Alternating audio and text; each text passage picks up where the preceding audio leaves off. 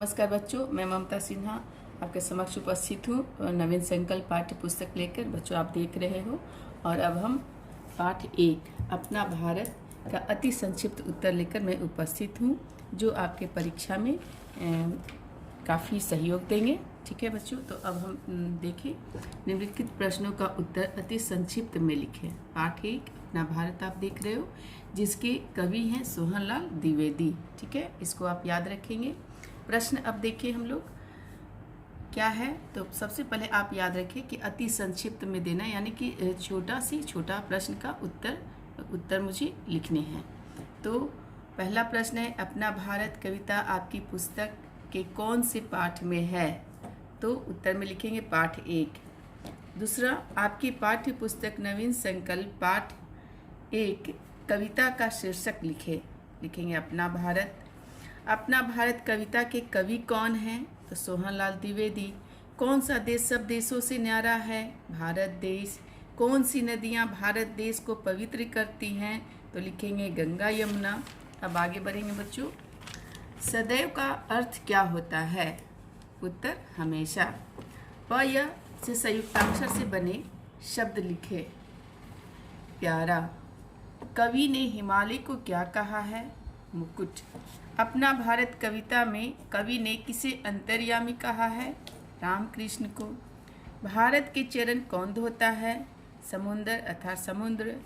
और चरण शब्द का अर्थ क्या होता है? लिखेंगे पैर। न्यारा शब्द का अर्थ लिखें सबसे अलग। अब आगे प्रश्न देखिए, प्रश्न संख्या 13। भारत देश की धरती खाने के लिए हमें क्या क्या देती है? उत्तर लिखेंगे अन्न, फल, फूल, जल आदि।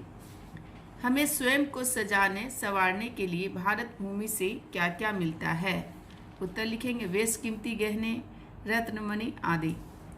भारत में यशस्वी पुत्र हुए हैं, यह भाव किस पंक्ति में आया है? उत्तर लिखेंगे बच्चों राम कृष्ण से अंतर्यामी, तेरे सभी पुत्र हैं नामी। कविता के आधार पर बताइए कौन किसके चरण धोता है? उत्तर में लिखेंगे समुद्र अर्थात समुद्र। भारत के कविता में से ऊ की मात्रा वाले शब्द चुनकर लिखें। जो कविता में ऊ की मात्रा वाले शब्द हैं, तो आप सबसे पहले क्या करेंगे? कविता को याद करेंगे और उसमें से ऊ वाले शब्द याद करके लिखने हैं। तो मुकुट, यमुना, समुंदर, गुण, सुयश, सुंदर, पुत्र। प्रश्न संख्या 18। पवित्र और अंतर्यामी का अर्थ लिखें। पवित्र का बच्चों होगा शुद्ध और अंतर्यामी मन की बात जानने वाला। आगे बढ़े। समझिए और लिखिए। इस तरह के भी प्रश्न आपकी परीक्षा में आ सकते हैं। जैसे विद्यालय, तो विद्या का आलय, आलय मतलब स्थान कहलाता है।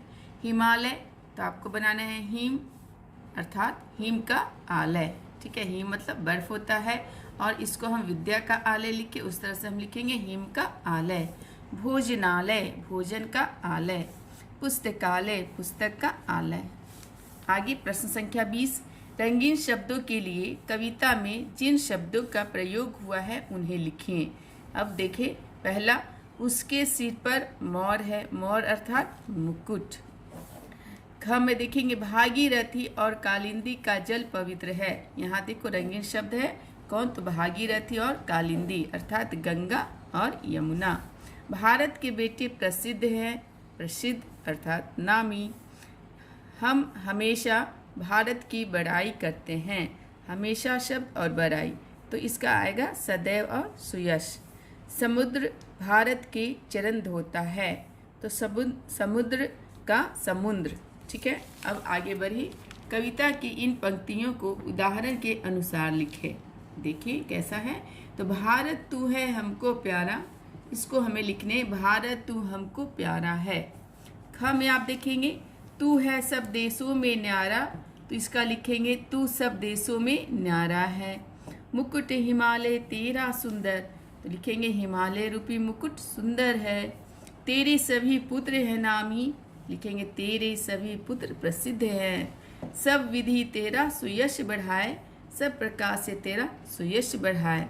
और अंतिम प्रश्न है बच्चों, प्रश्न नंबर 22। अपना भारत कविता से आपको क्या शिक्षा मिलती है?